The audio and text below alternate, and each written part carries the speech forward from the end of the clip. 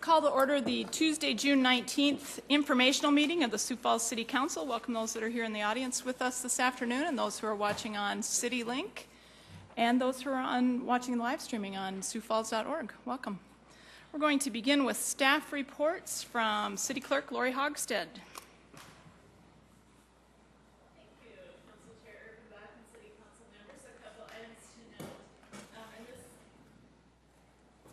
Are your microphones on, Lori? Let's see here. How about that? Is that better? Thank you okay. June 25th, we are going to begin remodel work in what we call our green room, which is the room downstairs. This will be a 2-week project, and that room really right now is just, it was used for storage. It's been used for transition when we had the big project going on in this room, and we're going to make it a usable office space conference room that will end up being about 11 by 22. And what will be nice is that we're adding a couple of walls, putting in a drop ceiling, and then they're opening up the windows on the north side, so we'll actually get some natural light down there. If you've been down there, it is pretty dark and dank, and it will be really nice to have an extra meeting space downstairs. So that will start on the 25th and will take about 2 weeks. And then an update on the roof and tuck pointing project. That will actually begin. Originally, we were going to do the roofing in June and the tuck pointing in August, but both projects will start on July 16th, and together it will be a 12-week project. So we'll have construction workers here and roofers and for quite a while, but it's a huge project, so we look forward to getting that done. So that is my report. Great, thank you, Lori. Questions for Lori this afternoon from Council? Councilor Jamison. Which room is it downstairs again? Well, it's the main room when you come in there. We call it the green room. It's just the big open room when you walk down the stairs and you go past the Yep, very good. Thanks. Yeah, just kind of the main room down there. All right. And then Rich Oaksell would like to make an introduction to you and ask that he could use part of this time. Absolutely. Welcome, Rich. Rich Oaksell, Internal Audit. I'm delighted that we have a new auditor in our office. Jeff Weber retired end of last year, and I'd just be pleased to have her introduce herself to you. I know some of you have already met her, so. Good, thank you. Good afternoon, Council. I'm Danette Schumacher, and I'm excited to be working for the City of Sioux Falls in the internal audit. Great, thank you. Any questions, comments? Good. Welcome, we're glad you're here. Staff report, Jim David, Legislative Operations Manager. Vacation dude. Yes. Let me first say I'm glad to be back home. So over the last 30 days, I've worked with Councilor Aguilar and Erpenbach regarding distracted driving and what can be done to combat the various aspects of distracted driving. We did come up with 3 alternative proposals, and we will be actually narrowing that down to one single proposal that should be heard in the July 10th Public Services Committee meeting. So we look forward to getting moving on that and coming up with a final proposal. Also, just a reminder, if any of you have not sent in your availability for Inside Town Hall, please do so to send me an email. We're also looking at potential roundtable gatherings for the Inside Town Hall in either August or November. So please send your availability if you have not done so, and we'll hopefully figure out a group of individuals to go in the summer and in the fall. So happy to entertain any questions you may have. Great, thank you, Jim. Questions for Jim? I do have a couple for you, yes. Jim. While you were gone, your comrades in arms covered for you admirably. Yes. Just remind us, your title is Legislative Operations Manager. Yes. Talk to us about how some of us have been working with you, how you expect to work with us. Have you met with us individually? You're still kind of new. Yep. Can you talk about that just a little bit? Sure. Well, I've been meeting with almost all the city council members. I have 2 left, and then that should be completed. I also hope to meet with some of the actual city directors, get to know them better, and to work with them. And also during that time, I've conducted some research on various topics and worked on ordinances, not just the distracted driving, but also working with Councilor Jamison and Karski on a CIP committee and how that could be composed. So various diverse activities, I guess. Great. David Bixler, our budget analyst, and I talked about this just briefly the other day. We were talking about amendments to possible legislation that might be on the table for a 7 o'clock meeting, and we talked about the idea that that sort of preparation might want to be done by Monday. If a council member needs help with drafting an amendment or anything like that, do you have kind of a timeline you want to give us for that? Do you need to know those sorts of things at a certain point? Yeah, probably sooner the better. Monday would definitely be preferable. Even if you are aware of it the week prior, that would actually be the best to make sure to get that completed, that everything, the I's are dotted and the T's are crossed. So that would be my request at this time. I understand sometimes that cannot happen, but that would be my preference, that be given some time to be able to gather that information and put together for an amendment. Well, some of us get our best inspiration over the weekend when we're doing our homework too, but if Monday is an okay date for you, we'll try not to push it to Tuesday if we need your help in terms of things for Tuesday night, but Sure. Good. Thank you very much. Any other Thank you. questions for Jim? Good, thank you very much. Going to move on to report from the Public Services Committee. Councilor Anderson? Thank you. Last Tuesday, we had our Public Services Committee. On the agenda, first was the naming rights ordinance by Director Darren Smith. What we're doing with the naming rights ordinance is looking to improve the ordinance by making it more comprehensive and put some rules in place to serve as a guide for everyone to follow when a name change is requested for a public building, inside or outside, streets, parks, or when wanting to commemorate something. We felt that the ordinance was a little outdated that we had at this time, and with some of the larger facilities that the city owns coming under maybe some name changes and that we needed to update this ordinance. And we'll continue to talk about that in July, and I would think that after that it would probably process to the rest of the council. Also, we took some more discussion on distracted driving and looked at some alternatives for that. That is something also that we're going to meet again in July when the group who brought this to us, some of their leaders who were not able to make our last meeting, could be there to give more testimony or more examples. And I believe that that's something also the council will see in either in July or August. Next was a concealed weapons ordinance. We were quite busy last Tuesday. With that, we started going over a discussion about concealed weapons within public parks, public buildings, and how to deal with that issue of people being able to carry licensed firearms in areas that might make people a little more uncomfortable. And that discussion will continue within the PCS committee. Last, we had ordinance changes with recycling standardization. With that, I believe the council will be seeing that in the next few weeks. That is just some changes in how people recycle here in Sioux Falls, looking at more single stream recycling, which I feel is probably the correct way to go. And that was the agenda for that month. Great, it was a busy meeting. Questions or comments for Councilor Anderson? All right, thank you, and thank you to the committee. To move us on to open discussion, Don Kearney, Director of Parks and Recreation, is here to give us just a brief update on the South Dakota junior football fields. We did have a question about this in public input last week, and I asked that Don come and make some clarifications for us and bring us up to date on that project. Thank you, Don. Thank you. Good afternoon, City Council members.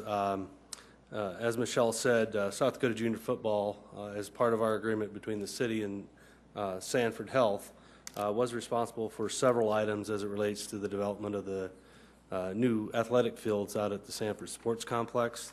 They were responsible for 5 things. One is a new South Dakota Junior Football building to store all their pads and equipment in, basically their association headquarters. Goalposts were also their responsibilities, along with scoreboards, bleachers for the fields, and field lighting. The status report on all those items are that the South Dakota Junior Football building is currently under construction and will be complete by August of 2012. The goalposts and the scoreboards were actually installed last fall, so those are all up on all 9 of the fields that we've developed out there. They have 18 sets of bleachers that will be delivered to the South Dakota Penitentiary. The inmates are going to be assembling those bleachers, and then those will be located out on the complex by the start of the football season. And then they do have poles for the 5 north fields on the complex for the field lighting. And they also, last fall, did install all the conduit to all 9 fields, all the concrete bases that the lights actually sit on. Those have been poured and installed as well. And so it's just a matter of setting the lights on the bases and then actually wiring those up. So the 5 fields on the north half of the complex will be ready to go in August, and they're fully committed to also finishing out the other 4 fields on the south half of the complex. And so South Dakota Junior Football has had a history of being a great partner with the city at their current location at Riverdale, and they continue to be very committed to making sure that they follow through on their commitment out at the new complex at Sanford Sports Complex. So. Good, thank you, Don. Questions for Don? I have just one brief question, Don. Do you know, and I should have asked this earlier, but do you know what their investment is going to be? Remind us what that number is, their commitment. Yeah, our initial investment, if we had to publicly bid all those improvements, was estimated to be at $1.5 million. In talking to Larry Leverance, the president of South Dakota Junior Football, they believe they'll be very close to $1.3 to $1.4 million when it's all said and done. Great, thank you.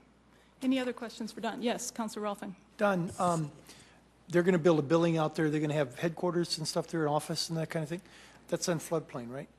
No. It isn't. None of a lot of people think since it's so close to the river, logically it would be in the floodplain, but it's actually not in the floodplain. Because of the levee system and things? Yes, correct. Okay. Yep.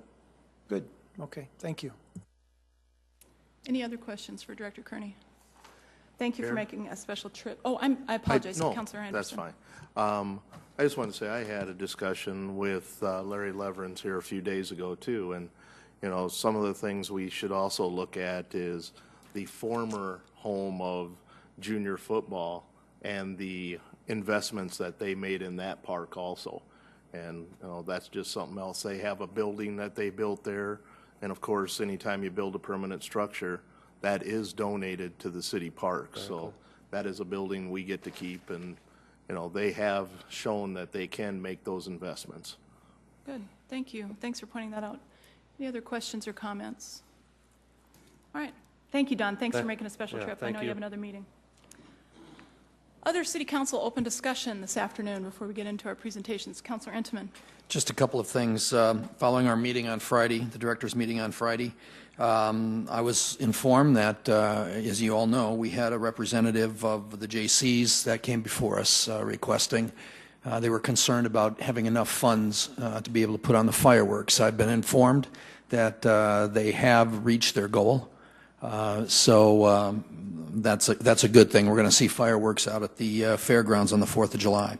Also, Director Jill Franken came before us in Public Health Services to inform us that they have a very aggressive mosquito plan, and I believe a release was just sent out today, dealing specifically with the mosquitoes that carry the West Nile, because they're very concerned about that, because there are some cases that have been reported in the United States already a little earlier in the season than usual. So they got a very aggressive plan, and they do plan to come before us at an informational and give us an update in that in the very near future. Mm-hmm. Right, good. Thank you, Councilor Entenmann. Other comments for open discussion? Councilor Staggers? Yes. I had an interesting weekend. When I went to church on Sunday, We had people kidding me about the two-question rule. And then today I had a faculty meeting, and the faculty were kidding me about the two-question rule. So I think of all the stories that have ever been written, this is the one I got kidded about the most. But, you know, I did want to find out more about the two-question rule. So what I did is I asked a number of staff members. I asked some council members. I also looked at city ordinance, and I cannot find anything about the two-question rule. Now, what it seems to boil down to is that this is part of custom and habit for the city council. Now, when I was in the state senate, we had no two-question rule. When I was on the city council from May of 2002 to May of 2008, or 2010, excuse me, we had no two-question rule. But of course, I've been off the council for 2 years. And so I thought I would just kind of double check during that 2-year period. Well, up until September 14th of 2011, I was told by Deborah Owen there was no two-question rule. So I guess the conclusion I've come to is that we don't have a two-question rule. And so since we don't have a two-question rule, how can you enforce something we don't have? Thank you. Other questions, comments for Councilor Staggers? Councilor Jameson. Well, I don't think it's, I think what Kermit is after here is some healthy discussion. And I think it's only fair we provide it regarding the two questions. I had also been given the same jabs about giving Kermit only 2 questions. And people have thought that that is the rule. And I think what probably is fair to discuss here is that I think in the past we had discussed the two questions during the 7 o'clock meeting to try to make sure that councilors all had an opportunity to ask questions. The 4 o'clock meeting is a far different meeting as far as I'm concerned. And I think this free-flowing, engaging, creative thinking session needs to occur. If we're asking questions, and we've all had this happen, at least I've had it happen, where a director doesn't answer the question or doesn't want to answer it in the way maybe I had asked it. And sometimes you have to fish around a little bit. This occurred for me when I discussed the questions about drilling, doing soil samples. And they wouldn't tell me where. And I finally had to ask, well, are you going to drill in my backyard? And the questions kind of kept coming and coming. And so when a counselor is after an answer and he isn't getting it, I'd hate to see them limited to 2 questions. But what I'd also expect is, and probably, and I'd share this with Kermit as well, is that oftentimes we get into a track and we forget that there's other counselors who may want to ask questions as well. And so if you find yourself engaged and there's a break-off point where you could say, okay, yes, I've got more questions to ask, but I'd like to yield the floor to the other counselors, because sometimes there's issues that we discuss here that are very serious. And it is very easy to pick off items and questions that make sense to everybody. And if one counselor sits here and asks all those relevant questions, the other counselors sometimes could appear as unengaged. And that's where we need to have, you know, myself, I know I've done it, but I think it's fair to say, you know, let me yield the floor. I've certainly got more questions. And if nobody is chomping at the bit to maybe ask a question, let's let the counselor go. But it's also up to a counselor to somehow grasp that perception that there's a whole lot of other people who have questions too and share the floor. But as far as I understand, there is no 2-question rule that we've adopted here in the informational meeting, but I believe those are the Robert rules for the formal 7 o'clock meeting. That's how I understand it. That's not true. Other comments or questions? Just a minute, Councilor Staggers. Any comments or questions from anyone else? Councilor Staggers, go ahead. Yeah, in regard to the 2-question rule, in Robert's Rules of Order, that deals with formal debate. And when we have the 7 o'clock meeting, we do not have formal debate. Any other questions or comments regarding this? I would take the privilege of the chair just for a moment to make just a statement, because this did come from a private conversation between Councilor Staggers and myself. The words "to question" and "policy" were in a private conversation only. In the public meeting that happened last Tuesday, I did ask Councilor Staggers to please wait for a few moments until other councilors had asked questions. He had at that point asked 4 questions and asked another 2 before he yielded the floor. And then I did ask, and we went a second round, and then Councilor Staggers asked more questions. Councilor Jamison also asked more questions. Councilor Anderson asked more questions. It was, I thought, a professional, open conversation, and I think that over the last 2 years, that is the kind of conversation we have had among this group, that it is very free-flowing, but that we do ask permission, that we do make sure that the chair doesn't have 3 or 4 other people up here who are waiting in line to have questions answered, because I do keep track of who has let me know they want to speak. And so it really is an issue of fairness.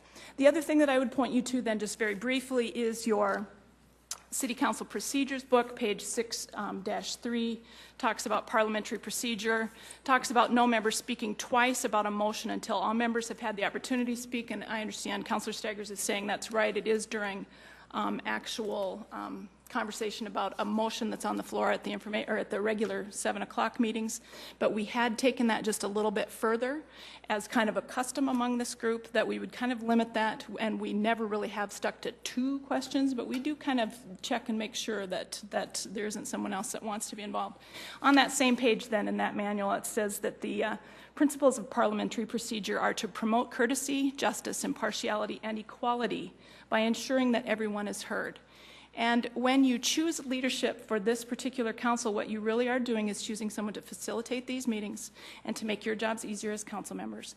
That's what I'm committed to, and I will commit to this idea of promoting courtesy, justice, impartiality, and equality.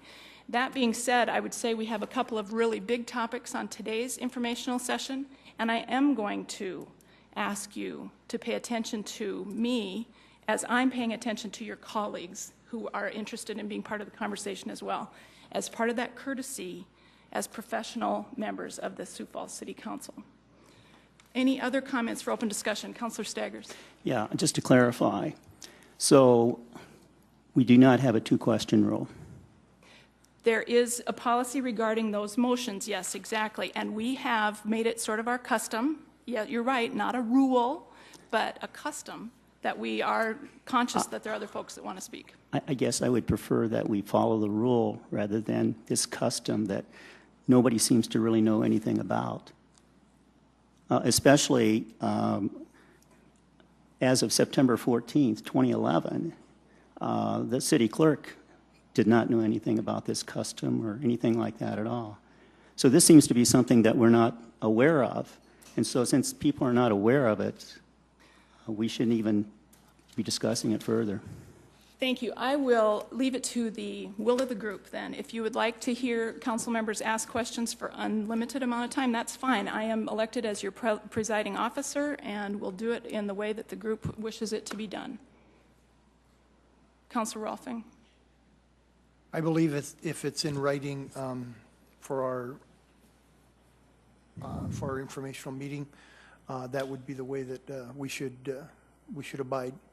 So I would think that I don't want to call it a 2-minute or a 2-question rule, but that everybody would have chance to speak to an issue and ask questions to an issue, and that the chair would have some privilege in making sure that one person did not have extraordinary amount of time, but they had time to finish the amount of questions that they have. No one is being muzzled here. It's just that we're not going to have somebody take up, 20 minutes or something like that of time. We're going to give everybody a chance, and I think that would be an appropriate something to leave to the chair. So I would leave it the way it is. Thank you for those comments. Other comments? Councilor Aguilar. I think what's important here is that not the number of questions, but that we just continue as when I was chair and when Greg was chair, that in between the questions that the counselor turn to the chair and ask for that ability to ask that additional question, because then there have been times where we have had limited time, such as today when we have a joint meeting, and it does give everyone then the opportunity to ask the question. Other comments from council members? Councilor Karski. And I'm going to echo what Councilor Aguilar said. I guess the part of the process or custom, for lack of a better word, I think it's appropriate that if I have questions, I'll ask my 1 or 2 questions and then turn to the chair and request permission to ask more questions, time allowed, especially when we have meetings like this. We are time compressed quite often, and I know other councilors have questions also, and I think out of fairness to everybody that it should be up to the chair at these meetings to decide basically the order in which we go and that we all get a fair input into the process so that time is not monopolized. So I would leave it up to the discretion of the chair at this point. Questions, comments? Councilor Staggers? Yeah, I guess during my previous 8 years on the city council, obviously I did ask a lot of questions, but also so did a lot of other of my colleagues too. I don't think we ever had a situation where people didn't have an opportunity to ask a question. And I personally don't see how it's any different right now than it was during my 8 years on the council. Okay, thank you. Other questions, comments? Okay, that being said, anything open discussion-wise on other topics? I don't want to miss things that people had in their notes. Okay, then I'm going to tell you that at 5 minutes to 5 o'clock, I will call for a recess of this meeting, no matter where we're at. Presenters, I apologize, but we are scheduled at 5 o'clock to meet with Minnehaha County for just a little while, and then this session will come back into session following that meeting. And so I invite you to hang around for the adventure. May financial report. Tracy Turbeck, Director of Finance.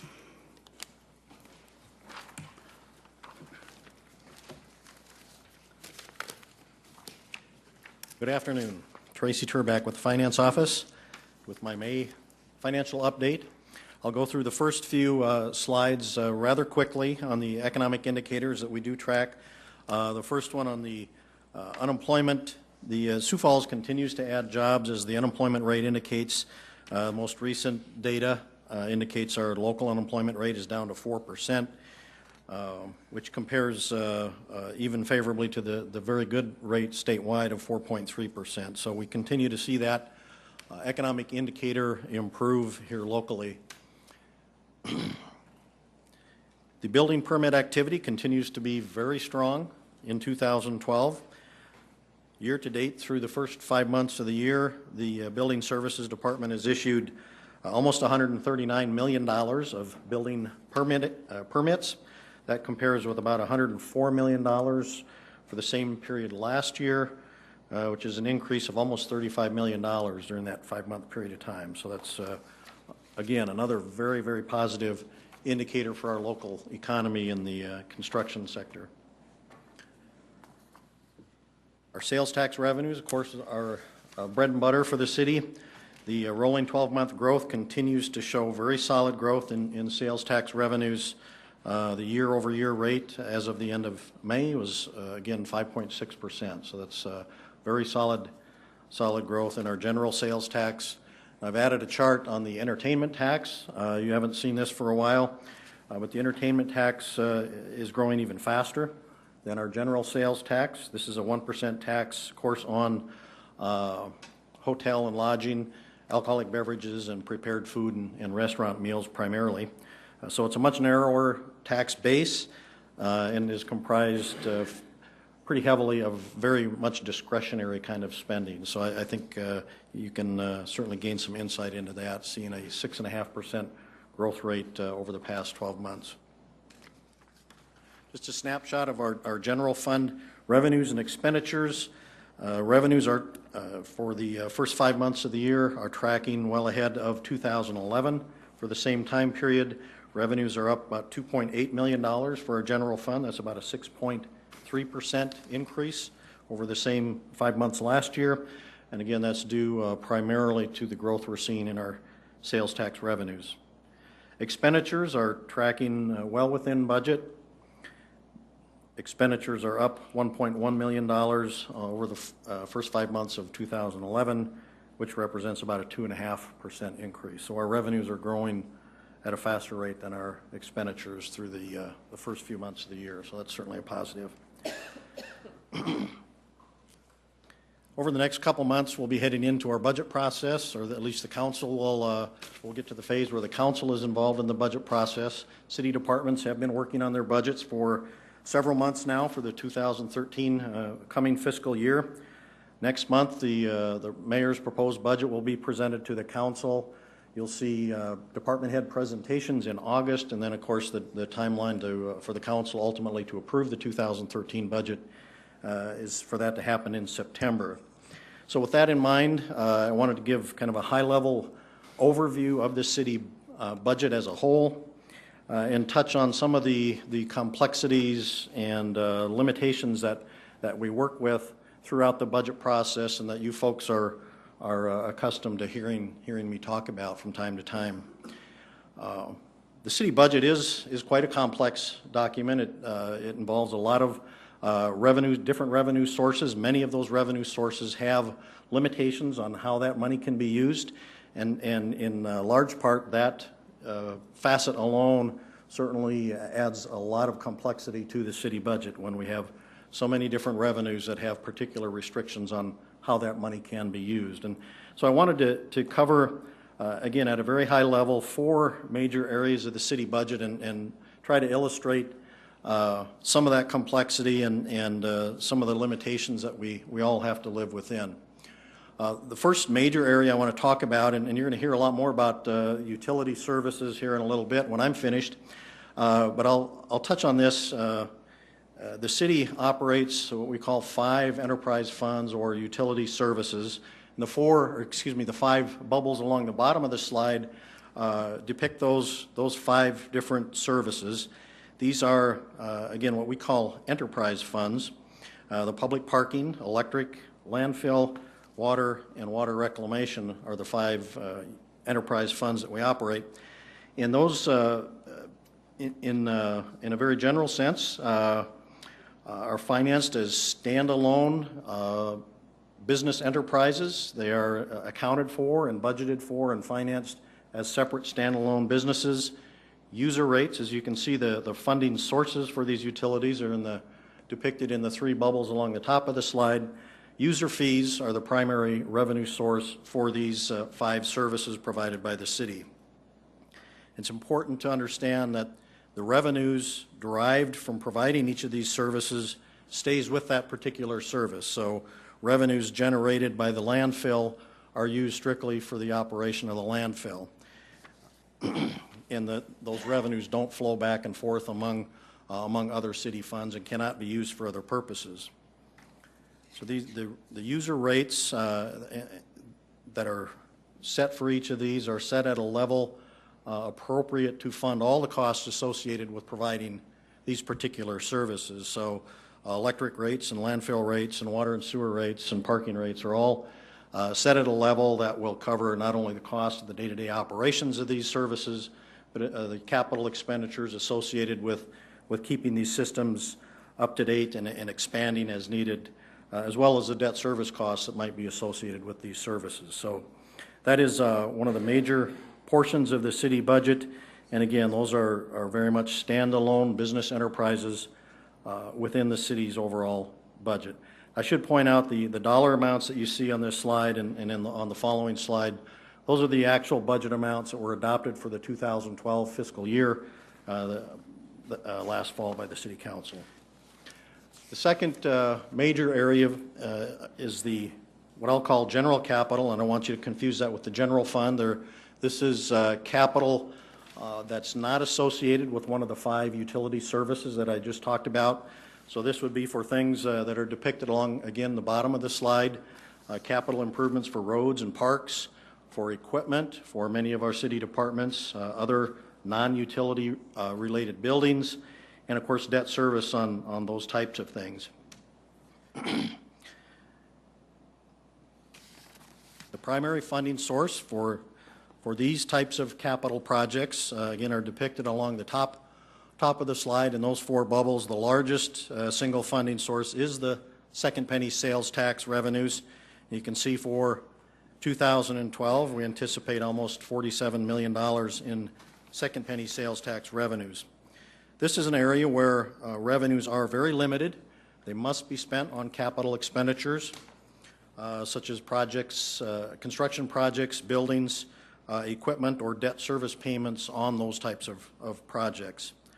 It's important to understand that many of the other revenues here, besides or in addition to the second penny sales tax, like bond funds or special assessment revenues or state or federal grants, also come with limitations and restrictions on how those dollars can be used. And that's sometimes one of the most difficult things for the public to understand or appreciate, is the limitation that many of these revenues have. And it was highlighted, I think, in the last couple months as the council debated on how to spend the $4 million in surplus capital funds, which were originated as second penny sales tax dollars. I had a number of people comment to me, well, why doesn't the city set that aside and use that as a snow removal reserve? So if we get a really bad snow year, we can use that money to cover those types of costs. Well, this second penny revenue is restricted and has to be spent for capital expenditures, and so that's not something that the city legally can do, is use those second penny dollars for snow removal costs. We can't go out and hire more police officers or firemen with those dollars. And sometimes, as I say, that's difficult for the public to understand, but it's the world that we live in as a municipal government. The third major area I want to touch on is the what I call the general operating. This essentially is our general fund. Funds the day-to-day cost of providing the services that you see in the 5 bubbles along the bottom of the slide: the public health and safety, police and fire, street maintenance and snow removal, the culture and recreational activities provided or services provided by the library system and the Parks and Recreation Department, planning and economic development, and then many of the general governmental services that are provided or necessary to operate the city, like finance and city attorney's office, human resources, and the mayor and council and city clerk's budgets. The primary funding sources, again, are shown on the top of the slide in those bubbles.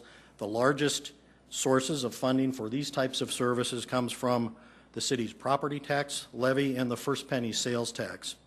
Those two revenue sources alone account for about 75% of our general fund revenue. So those services that you see here are funded largely with those property tax and first penny sales tax dollars. This is an area where there are fewer limitations, legal limitations, on how those dollars can be spent. However, many of the other revenues that do go into the general fund, for example, some of the intergovernmental revenues or charges and permit revenues, do have particular legal restrictions attached to those. For example, some of the motor vehicle registration fees that we all pay on our vehicles it's collected by the state, some of that money finds its way back to the city, and those dollars have to be used for street maintenance and repairs. And there are many other examples like that included in the general operating budget. The city's lodging tax, the CVB bid tax, or the $2 a night bed tax, is limited as to how that can be used. Frontage tax, wheel tax, and some of the storm drainage fees as well. So there are many, in addition to the property and the first penny sales tax, that are relatively unhindered by legal restrictions. There are a number of revenues in the general fund that do in fact have some sort of restriction on them. The last of the 4 major areas to talk about is by far the smallest of the 4, and that is the entertainment tax. That's the 1% tax, often referred to as the bed, board, and booze tax, or the motel and lodging, alcoholic beverages, restaurant meals, and ticketed entertainment events. And it generates, we're estimating this year, about $5.5 million in revenue from that tax, and it's very tightly restricted as to how those dollars can be used.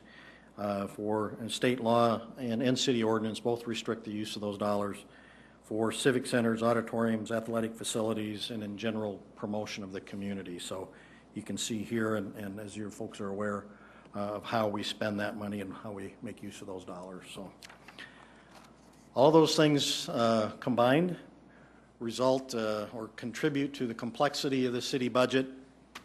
And just to kind of recap The utility departments are very much standalone, self-supporting entities in and of themselves, supported by user fees. The more you use, more water you use, the more you pay to support the water department, and so on.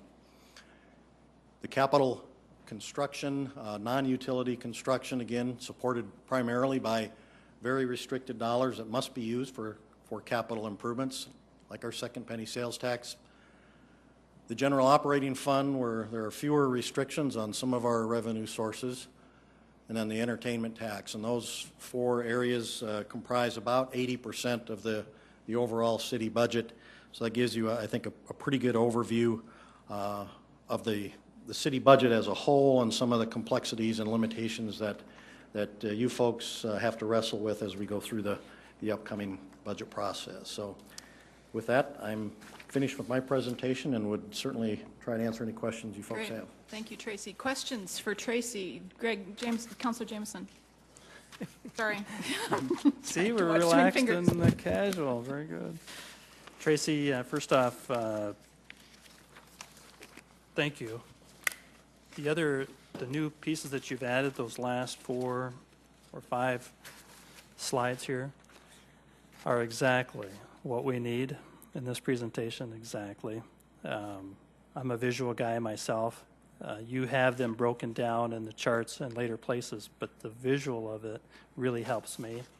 I've been trying to get something like this for a long time, so thank you. But I do have a couple additions if I could.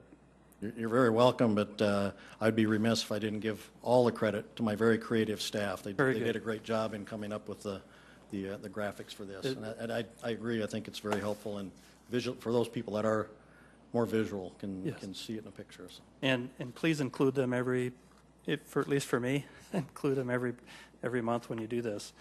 A couple things though, when you go to the utilities, that slide, I know that we're missing a couple of things. First would be the debt service. If I added up, I came up with 47.7 in debt service. Is that right? Are we missing debt service as part of that picture? The debt service would be included. You're talking about the slide. Well, maybe I can for utilities. Right. That shows the 5 utilities along the bottom of those dollars that are depicted for each of those departments includes whatever debt service those departments are paying. When I add up the top, if I add up the bottom, it takes an additional 47 million to reach 30, 40, 50. Maybe I did that wrong. Okay, well, good. We've got the debt service covered. How about on the second penny? Yes, there is a separate box in that case on the second penny slide or the general capital slide that shows the amount of debt service. Right, okay. One of the thoughts was the percent. On percent of the total budget, like roads, 31 million. What is that of the percent of the total operating budget? So I think that would be helpful for just to see percentages, if you could add that in there. And then one more on the operating budget, the reserve, the dollars in the reserve fund. Would you be, is that accounted for anywhere? The reserve, well, this particular slide shows revenues coming in and expenditures going out, and so that does not contemplate the reserves, but that is something that in your monthly financial report that you receive by email is included.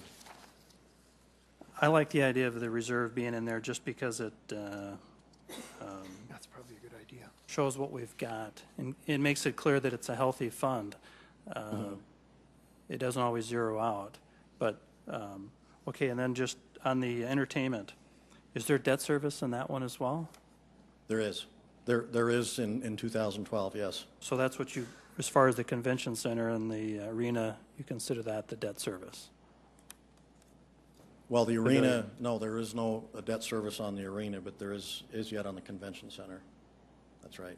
Okay, so if you have 5.5 million coming in, and we've only got the 3.5, I think it is, accounted for in the expenditures, where's the rest?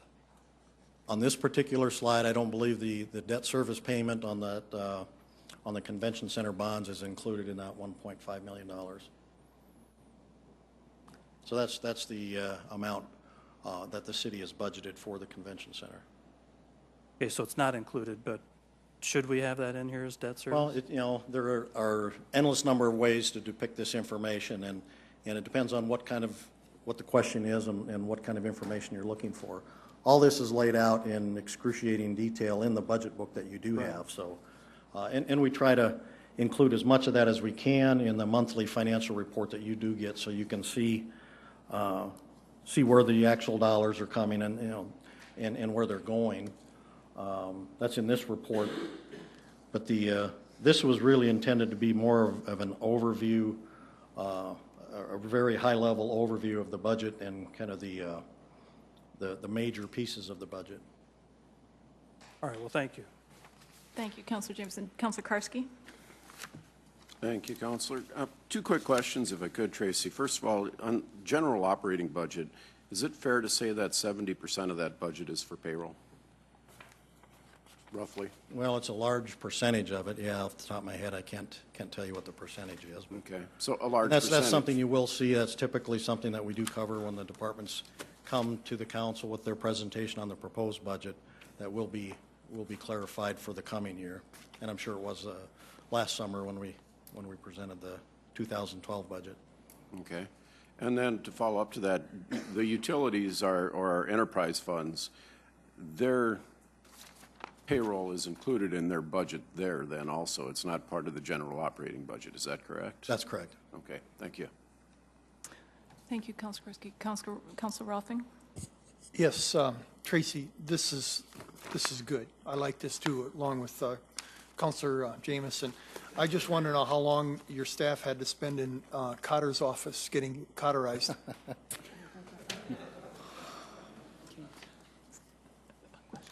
Thank you, I think. Other questions from Councilor Staggers? Right, Tracy, I was just kind of curious. On page 2 of the financial overview, you have down the economic indicators. And I was just curious, in the month of April 2012, you have down the different unemployment rates. And you have an unemployment rate for the national at 7.7. I guess, it has been, at least from the national level, reported on in the media that it's like 8.1 or 8.2. Yeah, I'm just curious why that's. I'm not positive which website this particular piece of information comes from. That this is something that we update each month. We go online and pull that information down. So we'll have to follow up on that, and I can verify that number for you. Okay, and also just on page, the page dealing with the sales use tax, where you have the adjustments to current collections. I'm not sure what page that is. Oh, 3 it looks like. Page 3.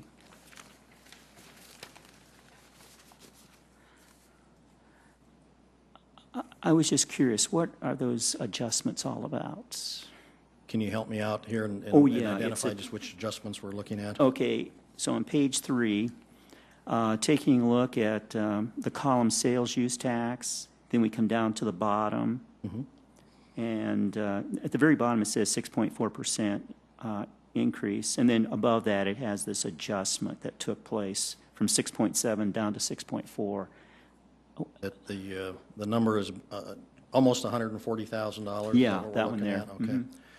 Those are state audit collections or adjustments. The State Department of Revenue has a staff of auditors that go out and audit retailers and other businesses that are responsible for collecting sales taxes. And as a result of those audits, sometimes those vendors will have to pay additional taxes. They may be auditing a year that closed out 2 or 3 years ago. And so they don't report that. The State Department of Revenue does not report that to the city as part of our current collections. They separate that out. So in the case of the $140,000, that would be additional collections that the city received from the Department of Revenue as a result of those audits. Oh, okay, thank you. Any other questions for Director Turbeck?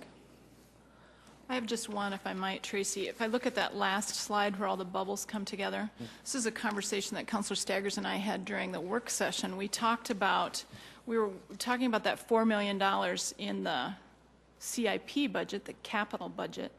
Could we use it, especially since all the bubbles touch now, since we're talking about being visual, you said we can't use it for snow removal, but can we use it for other things like property tax rebates or anything like that? Do we have those options in state law? The second penny revenues must be used for capital expenditures. Okay. So I wouldn't consider a refund a capital expenditure. Okay. Thank you for that clarification. Any other questions? Councilor Staggers. I guess I'd just like to clarify. My understanding is that in the past few years, the state legislature made it permissive where we could use the second penny beyond capital expenditures. We could use it for anything we want to. But that the reason we don't is because we have an ordinance, we continue to have an ordinance saying we're only going to use it on capital expenditures. That's correct. Yeah. The city ordinance restricts the use of Has those the administration thought about maybe opening up the second penny beyond capital expenditures by changing the city ordinance to allow us to do that? That's not something that we're actively considering, and if I can give you my off-the-cuff opinion, I certainly would not advocate doing that. I think it's critical to the city, because we're a growing community, to have a dedicated stream of revenue for capital projects so that we can do a good job of keeping up our infrastructure and growing along with the natural growth that's occurring in the community. Thank you. Other questions for Director Turbeck? Thank you. Very extensive report. I would suggest, Councilor Jamison, can I just ask you about the new bubble additions to this? You don't want it to be part of the presentation each time, but do you want it included in the graphics? Is that what you're asking? Could you clarify? Yeah, I think just including it in the, Tracy doesn't have to go over them like he just did today, but just include them in the presentations. I think for different people who come and people who view and want to grab this online, I don't know, was this online or is it? If I might, it will be. The clerks will add it to SIRE first thing tomorrow morning so that it would be available to the public. It was, Tracy, sorry, is that something that would be okay for you to do that, just stick it on the end every time? It certainly could be done. I guess I'm not a fan of repeating the same information over and over again every month, but we could certainly make it available to you in electronic format. I hate to kill the trees too to print that every month, but maybe because it's not going to change. The dollar amounts aren't going to change, and the slides will be identical month after month. But. Right. I mean, I'm just a little nuts on this, but imagine this: if you had those same images and you showed percentages of how they were funded, each as currently as we're moving. So we, that's just for me to get a little weird on it, but. I think if there was a place on the website for it, maybe there's a budget review process. Is there a budget place on the website that somebody could see these? See these particular slides or right. Budget information on just current budget information or expenditure? Your bubbles, your new bubbles. Well, it's certainly attached to the agenda for this meeting, or will be. No, I mean on the website, meaning the city's website, if there's a budget tab, somebody wanted to kind of get to know and understand We the could budget. certainly put that probably presentation the best out there. place, Yep. if I Okay, could say. so agreed that it'll be on siouxfalls.org under the budget tab, We'll the find a place for it. finance tab somewhere. And if you can't find it, call Councilor Jamison and he'll help you. Is that the... Thank you so much for indulging us. Again, my apologies to those presenters that are here to present to us. We are at 4:55. Bring us back to session for the June 19th informational session for the Sioux Falls City Council. Just a couple of housekeeping things very quickly on behalf of leadership and on behalf of our human resources folks who, bless your hearts, have hung out here until 5:45, and we know that we are not going to have time for their presentations for those pension resolutions that are on our agenda for 7 o'clock tonight. We have asked that the Human Resources Pension Design Study presentation be deferred to the next informational meeting, which will be June 26th. It will be first up on that agenda for June 26th, and then we will ask for a vote and hope for your support, I guess, to defer both resolutions to July 10th, the meeting of July 10th, so that the pension review, design study review will be June 26th. You'll have a couple weeks to mull it around some more, and then those will be deferred to July 10th. Thank you all very much. Moving forward then with item B in presentations, rate reviews for public works departments by Mark Cotter, Director of Public Works. Madam Chair, if I could. Yes, Councilor Jameson. I was waving over here Oh, frantically. I apologize. I was sleeping. Just to follow up, the fiscal committee has been reviewing that pension review plan, and it's just really important that everybody got their book and everybody take the inordinate amount of time to review it, because it's such a big deal for us.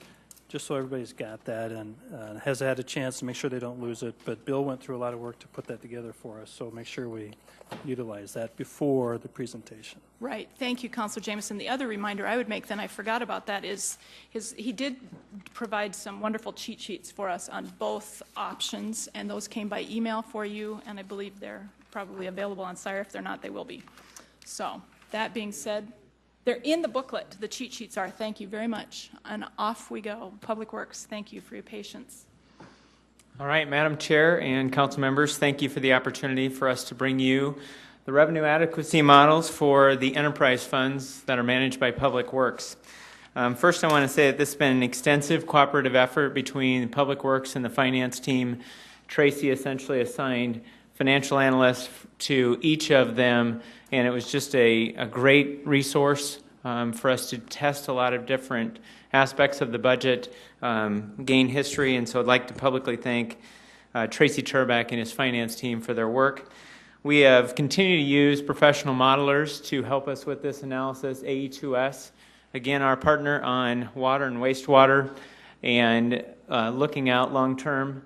One of the aspects that we heard last year was what costs can we cut from a consulting standpoint during these rate reviews. One of those key things is coming before you, and so today you'll hear me provide the presentation as opposed to Steve Burry and some of the other familiar faces that you've seen in the past. DGR out of Rock Rapids has still done our light and power model, and SAIC is still working closely with our landfill team. I have an incredible team at Public Works that would like to recognize today. There's been an extensive amount of work that's done not only on the financial and the operational aspects, but managing all the capital needs as well. So just to go through some of their keys: Dean Borkart, Trent Lubers, Greg Anderson, Mike Burkhart, Perry Eckhoff, Dave McElroy, Bob Capel, Galen Huber, Jeff Dunn, and Ryan Johnson. They're here with us tonight, and I appreciate them being here as well. All right, let's get started. And we've got a series of slides. I understand I'm feeling like we have to go through this at a fairly rapid pace, so we'll do our best and answer questions at the end. Again, this is the 2013 and 14 revenue adequacy models of landfill, light and power, water rec, and water divisions. All right, both of these rates that we've heard the message last year is there an opportunity for us to do a multi-year approach? And so we are bringing you a 2-year rate review for light and power, sanitary landfill, water purification, water reclamation, and there's a procedural step that we take each year with the front foot fee on streets that we'll have here as well. One of the key aspects with the rate reviews that we started 6 years ago is that we set a governance policy that's very similar to the general fund, is to have a responsible reserve levels to not only run the cash flow needs on an operational basis daily, but also to have dollars in the bank, just like the general fund has a requirement of 25% at the end of the year. We've adopted those same targets as well, with the exception of landfill. We have a 180-day time period as opposed to a 90-day. But on each of our utilities, we're at our target reserve levels or responsible reserve levels, and they are certainly prepared as well for the unexpected. If something occurs like it occurred back in August of 2010 with the wastewater system, we'd be ready to mobilize and get the work corrected. All of these 4 utilities are 24/7 operations, including the landfill. At one time, the landfill closed during off-business operations. That's no longer the case.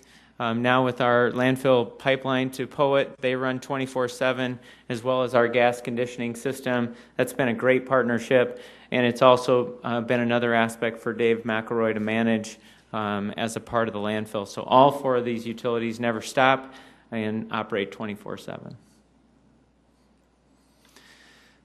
One of the continued aspects that you'll see that will highlight some of the priority capital projects throughout the plan is that we're continuing to invest into existing infrastructure, ultimately to reduce the risk and service interruptions. So you'll see significant dollars that are continued to go into existing infrastructure. We know pictures like this will still occur. Just statistically, having water and sanitary sewer lines across 75 square miles of a city, and the aspects of having some of those assets are frost-free, but their services do come to the surface, and so there's a lot of stresses that happen in utility systems like that, and so our crews are prepared to make those corrections if needed. There's also an aspect that we pride ourselves in looking forward and recognizing that long-term investments need to be made. When we do that, we do look and see if it's appropriate to use financing for that, tap into the DNR's ability with low-interest financing, but also really position the city for economic development.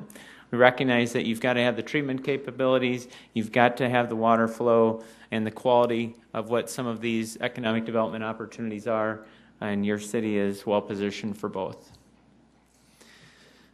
So again, just to recap, the request last year was, would you please do more than a 1-year rate analysis? If we're to that point, our reservation at that time with until Lewis and Clark gets here and the aspects of the regional wastewater plan was brought forward. We do feel like several of those aspects are being planned for and have been studied far enough that we're comfortable with a 2-year rate model, so the rates that we're presenting are for the calendar years of 2013 and 14. First division that we'll talk about is Light and Power. This is managed by Mike Burkhart. And give you some light and power facts. This is, like all utilities in the power industry, there's a very defined service territory. Mike's territory is essentially in the northern area of the city, but does stretch into the downtown area. The largest customer is the water purification plant. And many times it comes up that with a small territory like we have with 2,600 customers, does it make sense for us to have a light department? And the answer is yes. One of the aspects of when you are a municipal utility, you have the ability to buy power from Western Area Power Administration, which harvests the water off the dams, generates it, and delivers it to municipal electrics. Once we receive that allocation, we can provide it to the largest customer, and every water customer in town then benefits from this light department. What are the key modeling assumptions? We've had a series of corrections or cost impacts for purchase power, and what we're seeing regionally is that those cost of wholesale power is expected to stabilize, and so our model reflects that. We do have a very prioritized capital expenditure plan for this division to make sure that we can meet the needs of the customers. There's a lot of upgrades that are happening in Uptown, and Mike's team delivers circuitry, transformers to make sure that that entire, as we're seeing some of that growth in his service territory, that additional electric load, that we can meet that need. We continue to reallocate the streetlight maintenance costs out of this division and into the general fund. Today, the streetlights electric bill is paid all by the general fund, as it should, because it's through and across the entire city. And one of the transitions we continue to make is the maintenance. When we go out and physically change a light bulb in those streetlights, we're making those cost allocations over to the general fund because we feel it's more appropriate. It's outside his service territory, and ultimately in about 2 more years, all those costs will be out of this division. Financing, there will be an upgrade. Today we take power into our substation at 69 kV, and there'll be an upgrade. It's a more efficient way to deliver power up to 115. That means that we have to make upgrades to some of our transmission facilities and our substation. We've been planning this for a period of time, and so in 2014 we expect that to happen. The event center will be a new customer, and so that's included in the model. And again, our target reserve levels, the governance policies, are maintained. What are the priority projects? Essentially, I understand that this is not the easiest to see, but I'll do my best with your new annotator. This area on here, that's from the substation down to downtown. There's essentially a phase 2 and a phase 3 circuit improvements, and it's just to essentially upgrade that circuit and provide redundancy to those customers. The next one is through the industrial park area and eventually over to the event center, and this will provide redundancy for those customers in that area, but also provide the necessary infrastructure to get power to the new event center. And then last, planning for that upgrade from 69 kV to being able to take 115 kV. Transmission and substation upgrades will be necessary to be able to take that new power source. Okay, this is the measurement stick of what did we predict last year rates would be. And in last year's rate model, we were recommending a rate increase of 3% in 13 and in 14. And we're proud to say that we're still on those same projections, that our rate increase recommendation would be for an additional 3% to all customer classes in 13 and 14. Again, these rates are cost of service based. And just an interesting fact, when you look at the operational budget of Light and Power, 68% of that operating budget is to purchase the wholesale power to then ultimately sell it. All right, there's a couple of graphs, and this is the graph that really tells you the picture of what's happening in the model over time when we factor in the operational needs, the capital needs, and the maintenance needs of the division. And the green line,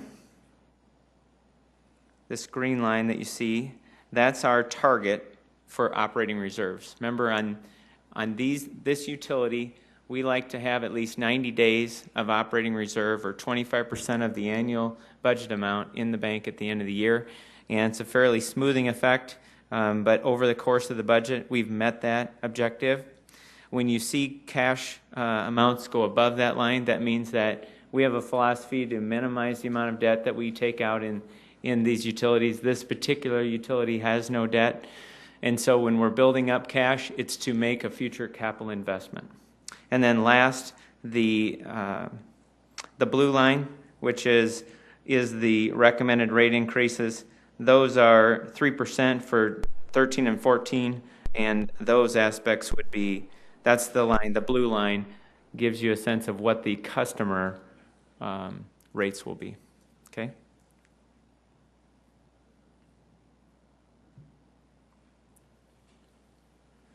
All right, so what does this mean to the average customer? In 2013, for an average residential bill in this territory would be $54.13. With applying the 3% increase, this is an impact of an additional $1.58 per month to have this very good, reliable power. And there's 3 additional customer classes that are shown there and what those monthly impacts would be with this proposed rate increase. This is the proposed 2014, which would start a bill at $55.75. This would be an increase in their bill over 13 of $1.62 per month. All right. Next division is landfill, and we'll present to you the 2013 and 14 tipping fee analysis. This division's managed by Dave McElroy, and as we've shared over time, this division's changed considerably, bringing in a very modern landfill aspect, and then also now essentially a pipeline business where we harvest methane gas, we condition it, pressurize it, and send it 11 miles down to an ethanol plant. Some facts, we do serve the area. This is a regional landfill, so we've embraced the regional concepts here. Lake, Lincoln, McCook, Minnehaha and Turner counties. They serve a population of 245,000. Landfill is located 5 miles west of Sioux Falls on 41st Street. There's two acronyms that we use in this division often. They're MSW and C&D. Municipal solid waste is your commonly known as your trash or garbage, and it's the everyday items that a customer discards. C&D or demolition, construction and demolition debris. This is essentially when you come by a construction operation and you see the dumpsters, this is the material that's in those dumpsters. It's demolition of buildings, roads, bridges. It's typically concrete, wood, metal, and glass. So you'll see those different acronyms throughout the presentation, and we just wanted to level set you with MSW and C&D. Some of the key modeling assumptions is that even with the press for increased recycling, with the growth that's occurring in this 5-county region, that we're anticipating that the waste tonnage will grow about 1% annually per year, so that's loaded into the model. One of the aspects that we've been studying for some time, we've just completed a feasibility study, is to actually construct a C&D material recovery facility. When you look in the typical construction dumpster and you see cardboard, wood, shingles, about 70% of what's in a typical construction dumpster can be recovered and sold as alternate products. We've waited for the private industry to get into this. We've worked with them, and they've not taken those steps. And so we feel it's important not only from a recovery and recycling standpoint, but really saving that airspace at the landfill. And so it's a very good discussion. We've worked with a peer that's doing this up in the Twin Cities area, and they were basically a peer oversight that they operate one. It's right outside of Shakopee, and several of us have toured that facility, and we'll bring you more details to what that recovery facility looks like. And then last, we're always looking forward on where today we're developing cell 3, but we know in 2021 we'll be developing cell 4, and so that's loaded into the model as well. Just some pictures of some priority projects. In 2009, when we started this landfill process and delivering gas, we had about 45 wells. We're now up to 135, and there's a maintenance need that comes with those, and so we've got dollars that we're replacing aspects of those wells that are breaking, and so we'll make those repairs so we can keep those gas wells producing.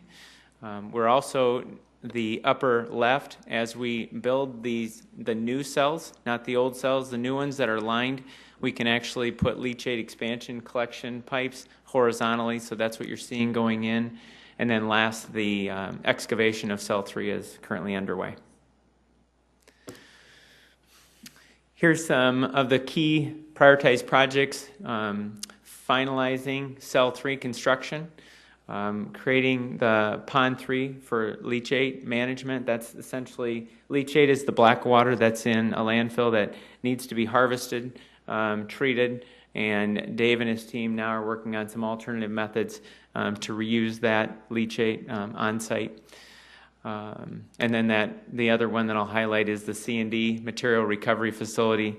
Again, that will take Sioux Falls and the landfill to the next step of recovering a lot of recoverable materials, but where it really pays off is saving the airspace of the landfill. All right, this graph essentially tells you a lot of information about the model, and so I'll just quickly walk you through it. Is that the green bar, that's the unrestricted cash, that's in this utility, 180 days of reserve that are in the bank so we can cash flow the utility, but also position it if something catastrophic were to happen at the landfill that we'd have to dispose waste other places.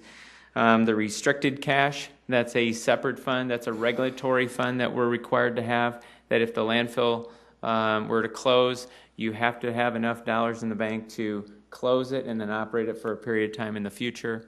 The purple graph is just simply the combined of the two unrestricted and restricted cash amounts. We've met those targets throughout the board, and then ultimately the impact to the tipping fees are shown here, and regen here. Those on the red line, that is the line that shows you what the recommended rate increase is for MSW. You're showing that we're at essentially inflationary rate increases on that tipping fee for 13 and 14. 15 and 16 at this point, we do not foresee recommending a rate increase for those 2 years.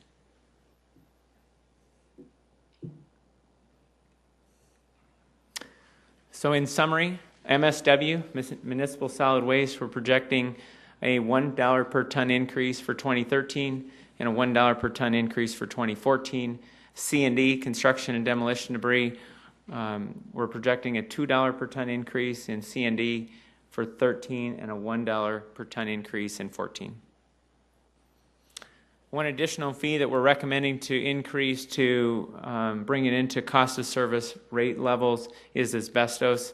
We still want people to deposit that responsibly, but today it's at $15 and we're recommending to move it to $30. It's got some regulatory requirements on the amount of hours it takes to cover it up with clay and some other management aspects. We feel it's important to bring it in line with MSW and C&D. We are not recommending fee increases for yard waste, wood waste, tires, contaminated soil, appliances, or electronics.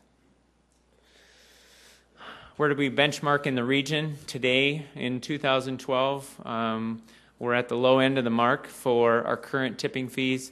Normally, when we do these benchmark slides, we're starting in this early in the process before some of these other cities may consider rate increases that we're not sure to what extent they'll make rate increases. But even in 14, if none of those entities change, we'll still be in the lower quartile of where we're benchmarking and still delivering a very good, responsible, permitted landfill.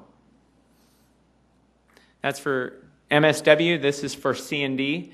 In 2012, we're sitting today at $30. The proposed increase for 13 is an additional $2, and then in 14, an additional $1. We're still in the lower, probably 40% of those comparable cities, and we'll work hard, obviously, to manage these expenses and revenues. That is the landfill, going right into water purification. 2013 and 14 rate analysis. This division is managed by Greg Anderson. Here's some just interesting facts about what our average daily production is. We deliver on average 19 million gallons a day to our customers. That make up about 160,000 customers. This plant, again, doesn't shut off. It runs every day of the year, including Christmas. And so that team works extremely hard to produce some of the best water in the country, and they've been recognized for it. Some interesting facts. There's over 1,000 miles of drinking water distribution pipelines within the city. It's important for us as we manage where we're seeing either stresses on the system or breaks in the system that we're prioritizing those dollars in capital improvements to make sure that we can minimize break spills and any potential contamination. It's just an interesting fact that we looked at. Rana in HR is always pushing to be very healthy, and so we thought we'd do a comparison slide of what the recommended daily consumption of 8 glasses of water every day of the year in Sioux Falls. You can have that provided to you for $1.57 per year. That's just short of 3,000 glasses of water for $1.57. A large part of our model includes not only our operation and our maintenance and our capital needs, but also buying into our long-term water source, which connects us to the Missouri River and really will provide us that drought-resistant source going into the future. Some components of what is in the model is our contractual minimum to purchase from Lewis and Clark, which we expect will start about August 1st, is 2.75 million gallons per day. We've got that in the model. We also have in 13 through 22. With our current sources, we're not anticipating buying any additional over the contractual minimum. The option is always there, and we've got a rate stabilization reserve in place if we so need to do that. The reason we did this slide as such, just to show you a couple of changes that Lewis and Clark has done over time, is they've taken a little different approach on setting their rates from a base rate standpoint and a volumetric standpoint. And the base rate for our base capacity and our additional capacity is a fixed amount. And then you have this volumetric charge. In 2011, they had that at 86 cents per 1,000 gallons. Now they've done a split that they've reduced their base charges, they've increased their volumetric charge, but they've incentivized you to buy more water above the contractual minimum. And so essentially what that means is it really provides us Plan B if we start to look at capital needs on the south end of the city, initially where we'll take water, and up on the upper north and west portion, we can actually run different scenarios in our distribution model if it makes sense for us to buy more Lewis and Clark water, or if it in fact makes more sense to actually make the investments in either our own source, treatment, or distribution. So we appreciate what they've done. We think it's a smart move, and we'll manage through that. Just to give you a snapshot of what a typical month will cost the citizens of Sioux Falls, their water system, to have Lewis and Clark water. In 2012 per month, it's anticipated to be about $187,000 a month, and that's for that contractual minimum of 2.75 million gallons per day. In 2013, the expectation is that that number will be the same. One of the things that we want to bring to your attention is that with some of the remaining project and well costs that we asked for when we asked for the additional capacity, when those wells are eventually installed to take us to our full capacity, there will be an anticipated true-up. We're anticipating that to be today in about 2022, and so we're starting to save money, and you'll see that in our long-range model, in a reserve account so we can make those payments. The combination of those two true-ups is $10.5 million, and we'll be in a position in 2022 to make that as a cash payment.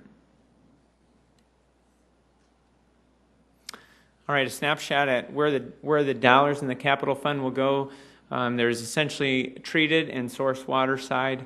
We'll invest $12.2 million in more neighborhood and distribution mains, and we'll also make some reservoir improvements.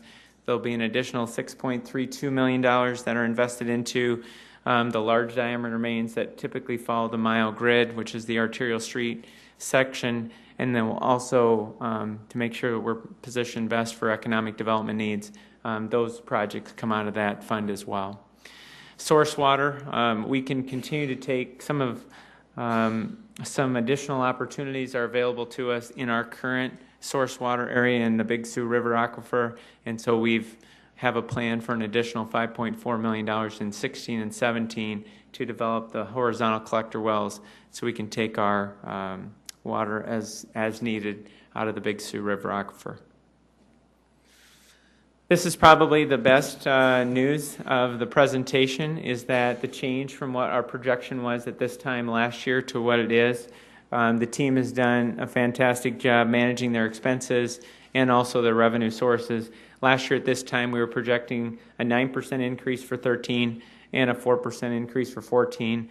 This was coming off now 5 years of nearly double-digit rate increases. It's been certainly a long process to get here, not only to get the rates to their responsible level and the responsible reserve levels, but with the current 2012 model, we're projecting a 3% rate increase in 13 as opposed to a 9, and a 4% in 14 as opposed to a 4, so that's good news all the way around for water customers.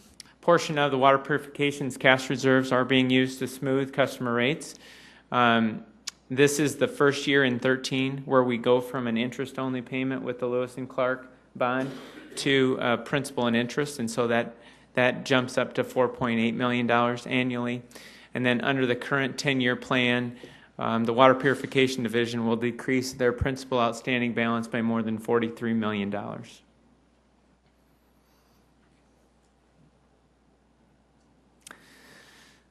right, this is the slide that I don't like to ever compete with Tracy Turback, but we thought it would at least rival one of his graphs. So this is really the product of A2S and the strength of having such a strong regional modeler come in and analyze your different funds and make sure that over the long term your funds are extremely well positioned. The green across essentially shows that we've met the target up to the black for operational reserves. That's key. That's a baseline principle that you have for the general fund. We've adopted the same philosophy in the governance of these enterprise funds. The blue is that rate stabilization reserve. It's a smaller reserve that's in place. If we have to purchase additional Lewis and Clark water, we'll have funds in place to do that because it is an increment higher than what we can produce water at. And then the red essentially is the line that you see in the red is the target of what we have to shoot for. We like to fund at least 15% of the capital plan with cash. Again, having the goal to reduce the long-term debt of this utility because we have taken on substantial debt buying into Lewis and Clark water system and some other key upgrades that over time you're seeing over that planning period that we're building up cash above their target amount. That essentially is to make that true-up payment with Lewis and Clark. There's $10.5 million that we expect to pay them in 2020, and we want to make sure that the utility is in a position to do that. And then last, the line that is shown here, that is what the residential expected rate increases will be. Our customers are coming off 2 14% rate increases, and instead of a 9% in 13 and a 4% in 14, we're down at 3%, and essentially across the board, we're more close in line with what we expect inflation will be going forward. So this utility is in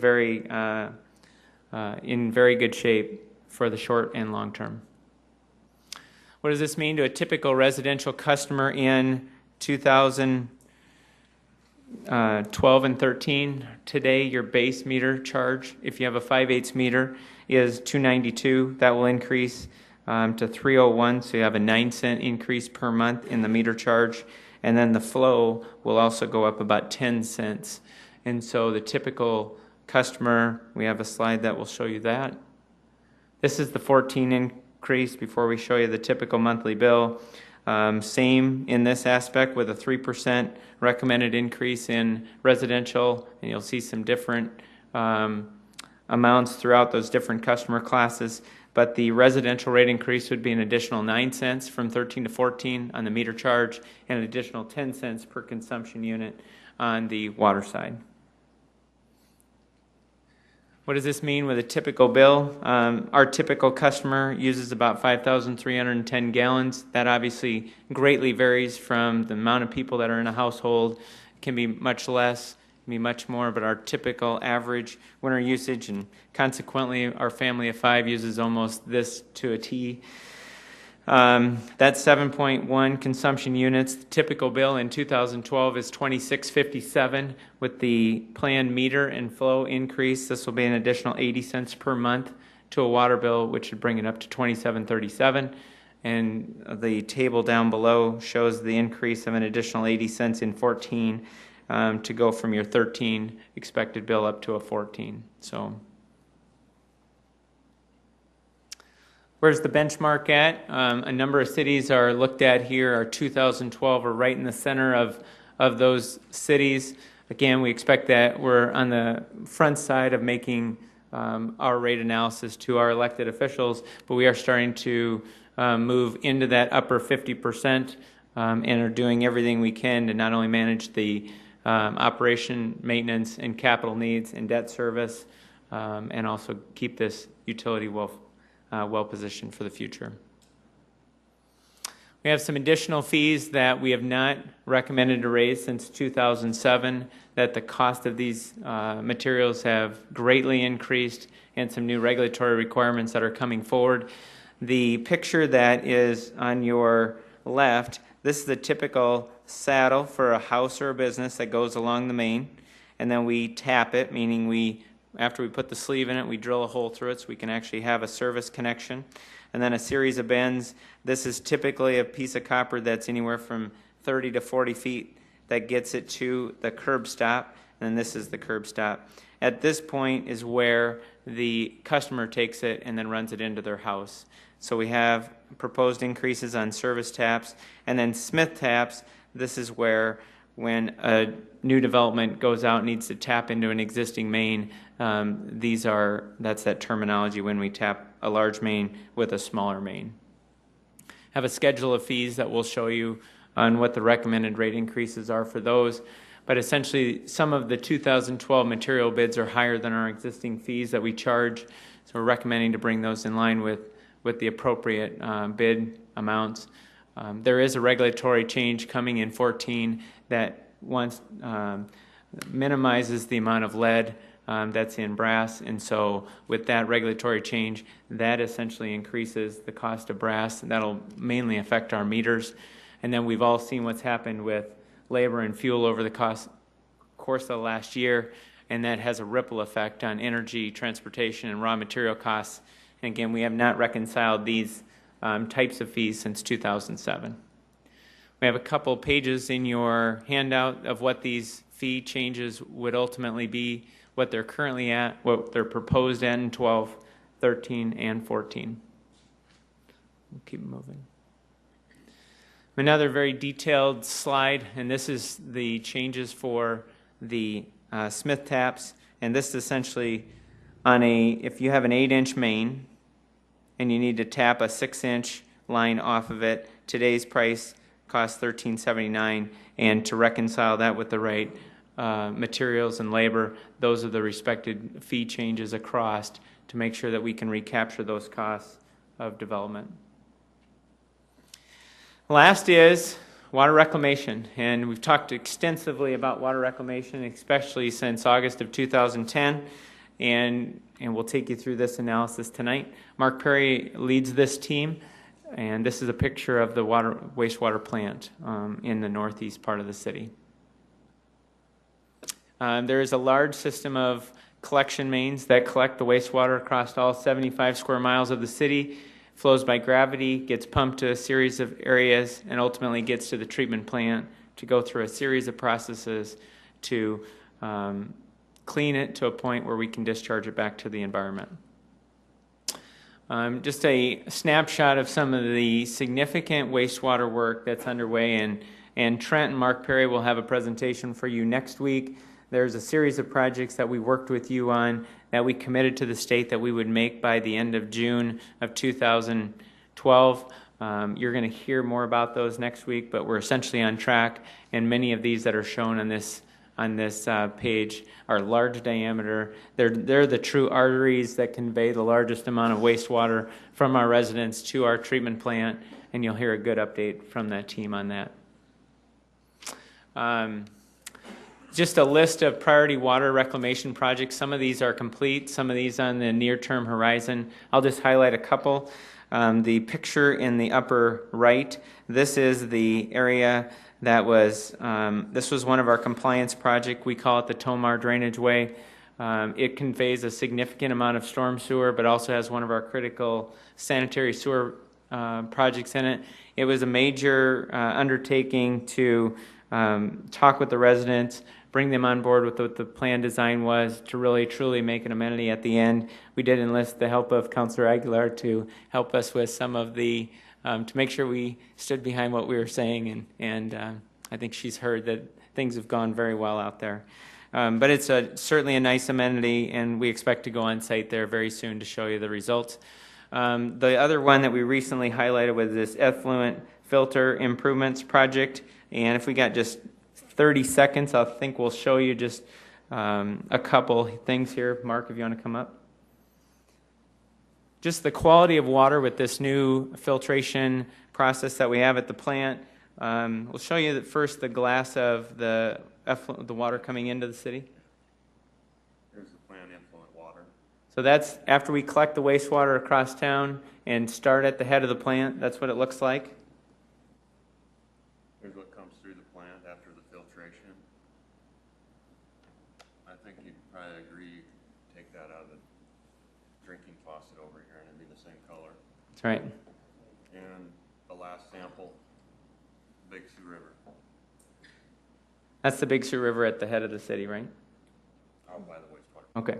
So it just gives you a sense of the level of treatment that Mark and his teams take to really make sure that we're delivering on our permit, but also improving the environment as well.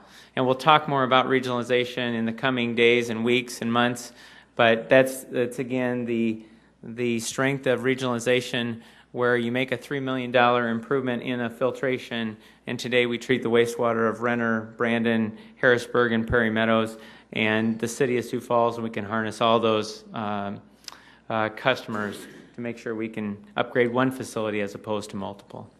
Okay? It's not for drinking, though.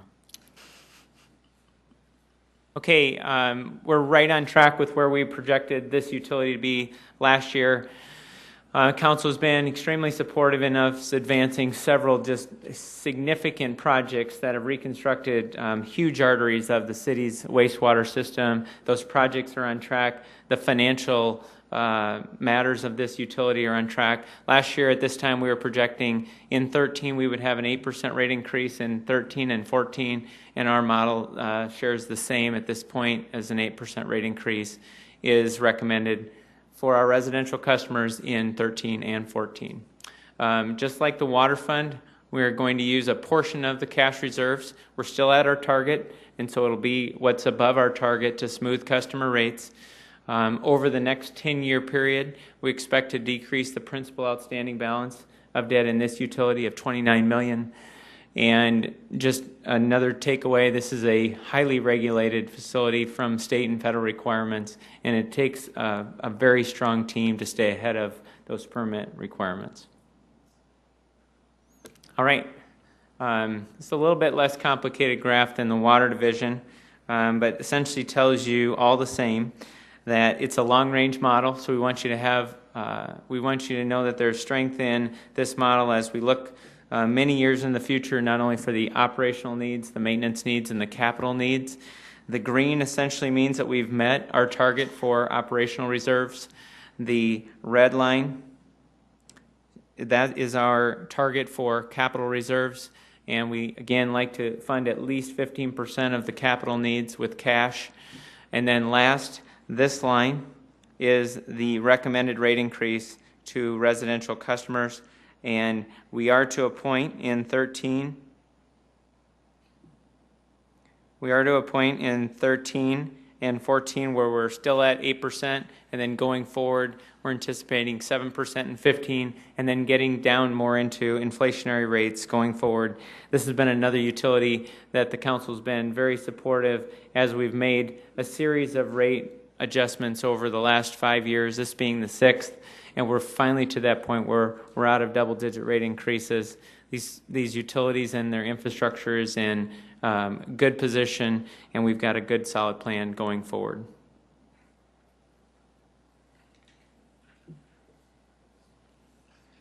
Okay, what does this mean to the average residential customer? With an 8% rate increase, our 2012 rate is today the basic charge at $305. The proposed 13 would go to $329, with the delta of 24 cents more for your essential basic charge. And then per consumption unit, based on how much you use, every consumption unit is essentially 750 gallons. That would go up an average of 23 cents more per consumption unit. And then we also show the additional customers that are shown there as well. We have two additional areas that we'll share, is that the industrial rates, reconciling the cost of service study, that the industrial rates we feel are in line with what they're paying their respective share, so we're not making a recommended rate increase for industrial customers. And now to take the first step forward with outside customers, and if there is credits available to them, that outside customers for Renner, Brandon, Prairie Meadows, and Harrisburg would be recommending a rate increase, a rate of $389. But then there are cities that do have flow equalization, which means that they have a lagoon system. They can essentially retain their flow and send it to us at off-peak times. And so they can send us essentially wastewater in the middle of the night when everyone else is sleeping, taxes our system much less, gives us a continuous feed into the wastewater plant. So we're prepared to provide them a credit if they maintain those assets, as well as if they have a lagoon large enough that the biological process starts. It actually starts the treatment process, puts less tax on our treatment plant. We can provide them an additional credit of 54 cents per 1,000 gallons. And so again, this takes the first step into regionalization. What we've had in the past is that we looked at the flow path that a city had all the way to our treatment plant. We gave them a certain rate, and that was different than we treated our existing customers in town. Whereas if you were a resident on the west side or on the east side, you pay the same essential rate. It's a postage stamp approach. Like you've heard from Tom Gould with HDR, we're taking the same approach with the outside customers, and the first time we've actually been able to provide some credits for assets that they have in place. So we're looking forward to talking to you more about the regional aspects of wastewater. Residential in 2014, that with an 8% rate increase, that the base charge would go from $329 to $356, a delta of 27 cents more per month. And then on the flow aspect, per CCF, goes from $310 to $335, which is a delta of 25 cents. And then there's additional customer classes that are shown. Again, now for industrial rates, again, we feel like industrial rates are to a point where in the cost of service model, there's not an adjustment that's required, so we're not recommending a rate increase for industrial customers. We are recommending a rate increase for outside customers anticipated in 2014, and that would change from $3.89 up to $4.01, and then conversely, we've also increased the 2 credits that are provided to reconcile the credit process as well. What's a typical monthly bill in wastewater in Sioux Falls cost in 2013? Today, with your base and consumption charge of 7.1 units, that'd provide you a bill of $23.42. With the 8% adjustment and the impact on the basic charge and flow, it would increase the bill about $1.88 per month for a revised or a monthly charge in 13 of $25.30. And again, this calculations ran for 14, assuming that there's an 8% rate increase, starting with the bill in 13 of $25.30. With the 8% rate increase, increases the bill of $2.05 per month to a reconciled number of $27.35. Where do we stack up from a benchmark standpoint today? We're in that upper third of the benchmark cities. Looking forward, assuming that no one makes these changes over the course of the rest of this year in 14, that we start to move to the middle of the graph for benchmark cities that we're delivering wastewater. And many of those aspects are some of the enormous investments that we're making to our existing system. This is when you combine the water and wastewater bill and some cities that are in and around Sioux Falls, and that in 2012 we're in the lower quartile of those comparisons. In 13 we'd move up 2 notches, and then again jumping forward into 14, assuming that some of these cities will make rate increases, that's where our proposed bill would be in 14. And so as a commitment to you, even though we would recommend increases for 13 and 14. We'll reconcile the enterprise funds next year for you and update these benchmarks so you know where our rates are at that point in time in mid-13. Last is just a procedural step that we do each year, part of Ordinance, for the front foot assessment. Galen Huber runs the street and fleet operations, and in the past we've increased the frontage foot up to $1, and we've been at $1 since 2009, and in 13 we're not planning to make an adjustment to that front footage assessment.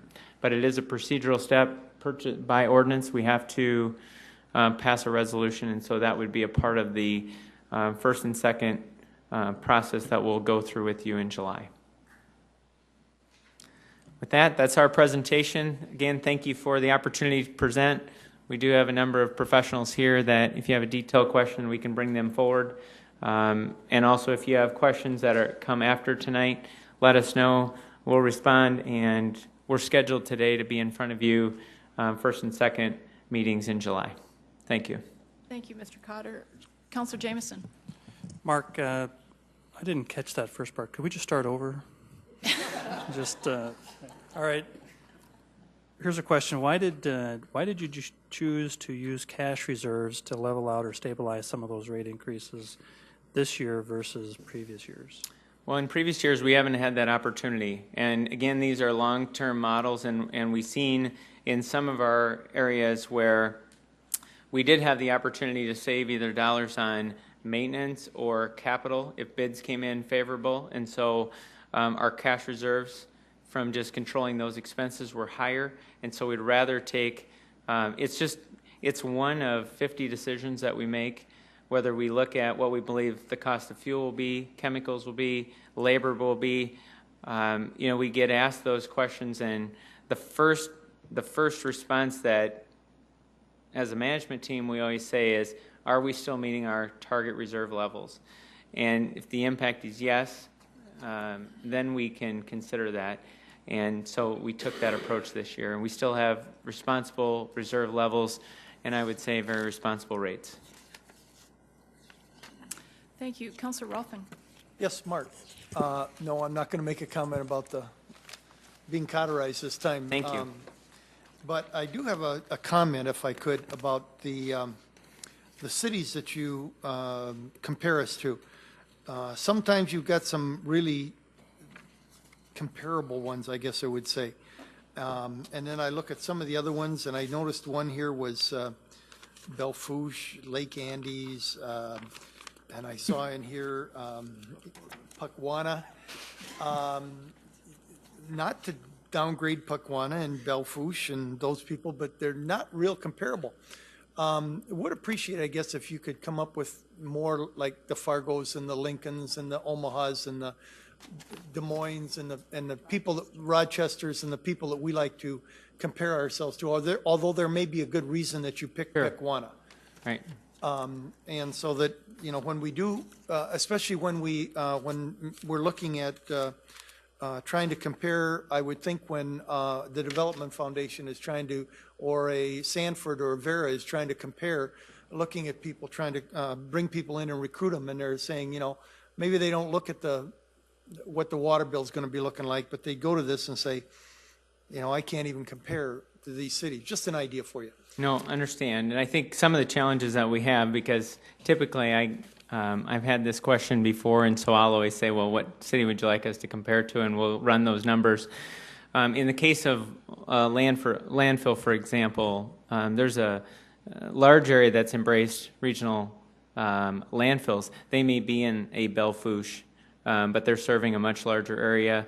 And so, but if there are some, we'll take another look and to see if there's other comparable cities we can provide. It'd be good to have a standardized type thing. And then one other question, if I may, and that is that on the Lewis and Clark assumptions and the rate model you put on their slide, page 32 I've got, or 31, you talked about hooking up the western part of Sioux Falls, southern Sioux Falls, northwest, and that possibly hooking them up to the Lewis and Clark water supply rather than to our supply. Do you make contingencies so that you can hook them up very quickly, or maybe double hook them up, just in case Lewis and Clark would dry up for some reason or another? Absolutely. There's actually, it will be a blended water. Right now we'll take water at about 85th and Kiwanis. Kiwanis doesn't come down, but it's right near their new water tower. City of Sioux Falls owns half of that water tower. And then the La Mesa and Benson Road connection that we just highlighted a few months ago, we essentially take water directly into our distribution system. And so one of the aspects that we'll start to do, and Greg maybe could just add to this, is that Lewis and Clark's plant uses the same treatment process that the City of Sioux Falls does, but they do have a different source. They're taking water out of the influence of the Missouri River, and so just to make sure that our customers are ready with that blended water, there may be a slight change in taste, things of that nature. We want to be prepared for that, but Greg, anything addition you want to share with that?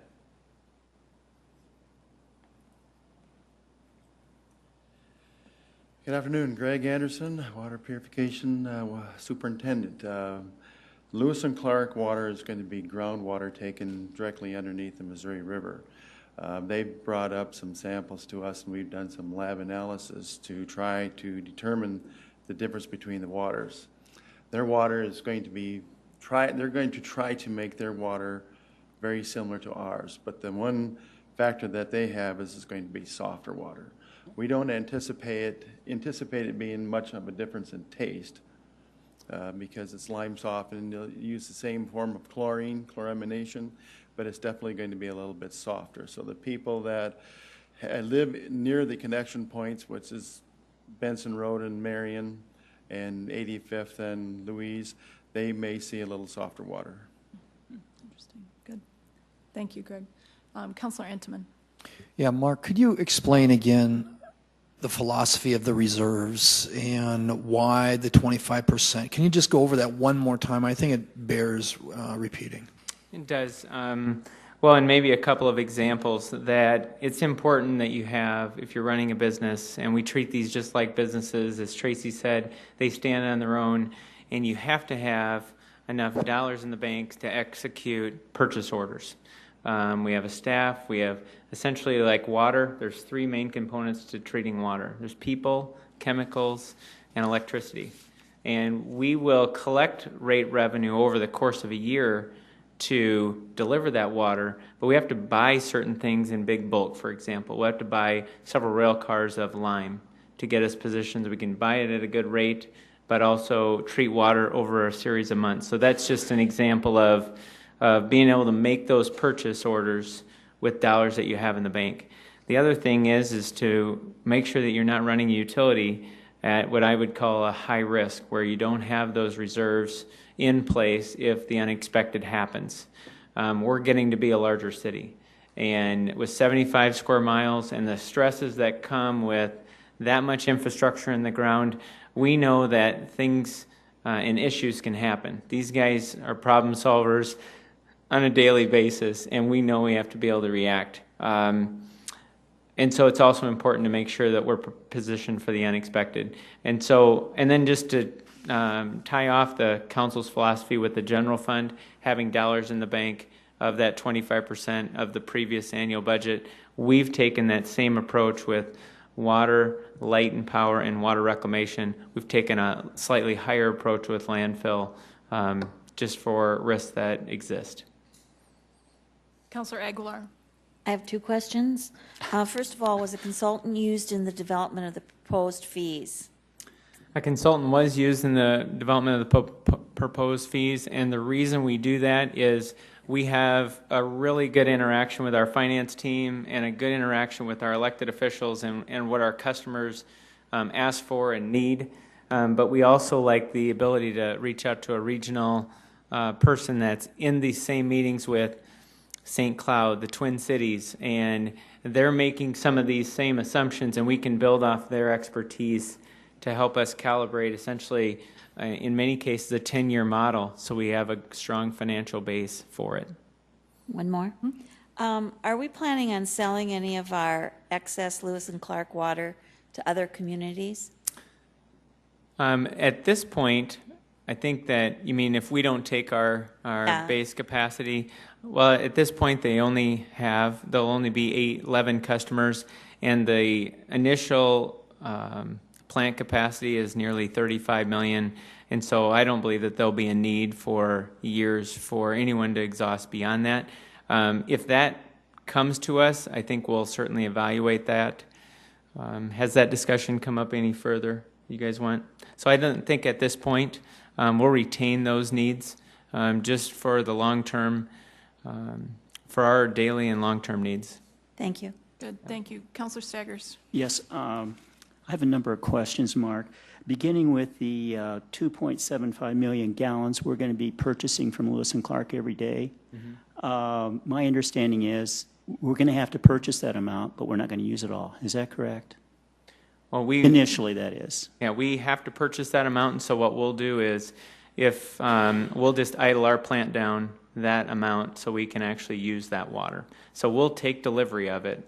They have a plant in place down there that it has to operate. There's a treatment process that you don't want to run these plants too slow, and so when they set up the original contracts many years ago, that was our contractual minimum. We had to buy 25% of our initial base capacity, and so we will use that water that we buy.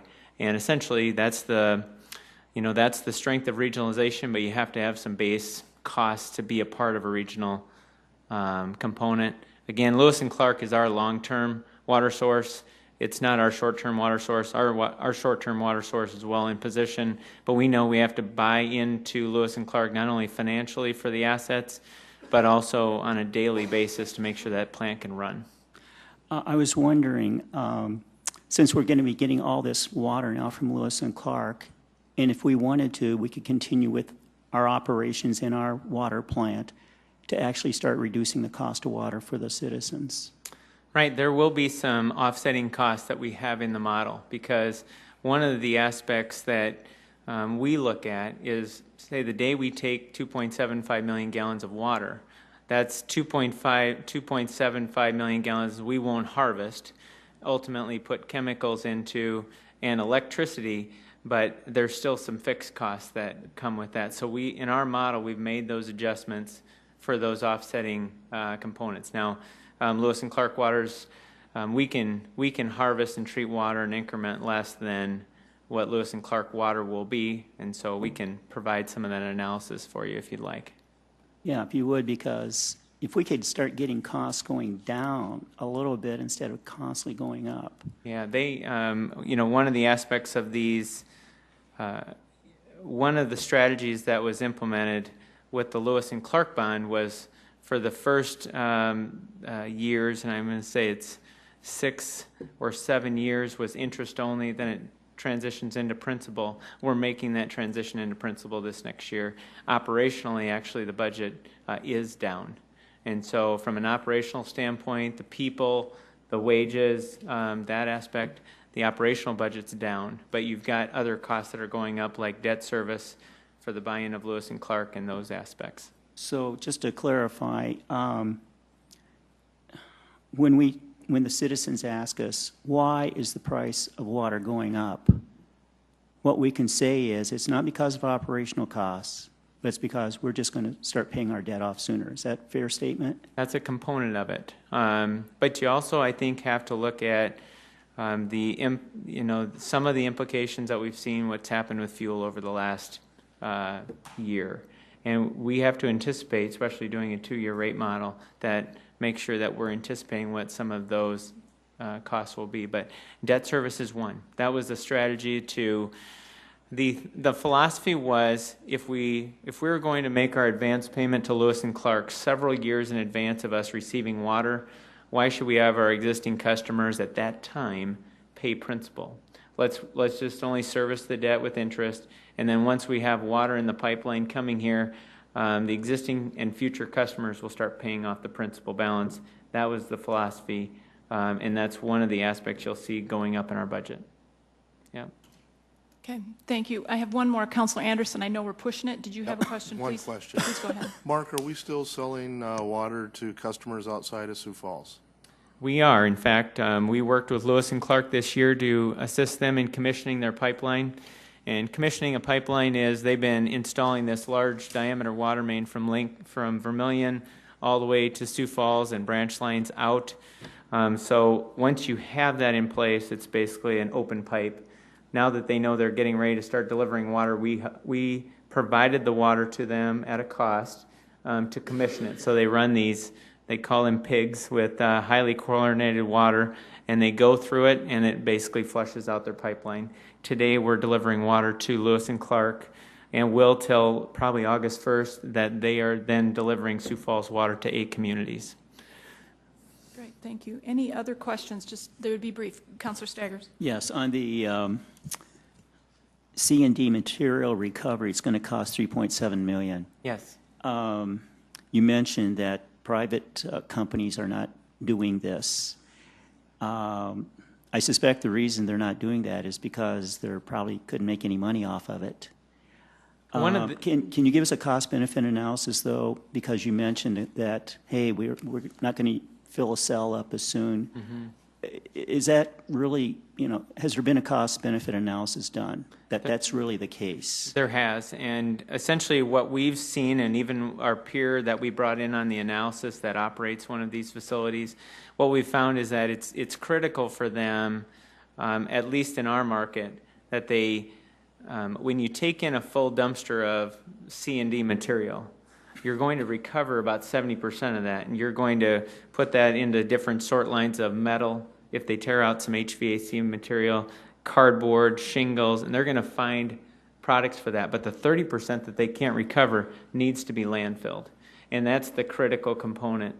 And so today we're already doing that aspect with 100% of it, so we can run the analysis of how much can we recover, what are the expected markets for all those different materials, and then ultimately, how much are we going to deposit? And that, to me, is what we've seen has been the shortcoming of just having a person open a building and try to make it work. There's not enough revenue in those commodities to offset the tipping fee of the 30% they have to waste and then ultimately make a profit. And so long term, and we can do more on this going forward because we don't expect to start the design till 2014, build it in 15, ultimately operate it in 16, and we can certainly do a very lengthy presentation on that if that would help. Okay. Thank you, Councilor Staggers. Thank you, Mr. Cotter. It's been a marathon. We appreciate all of the information. Thank you very much. And I'm going to adjourn this meeting. The next gavel is in 7 minutes.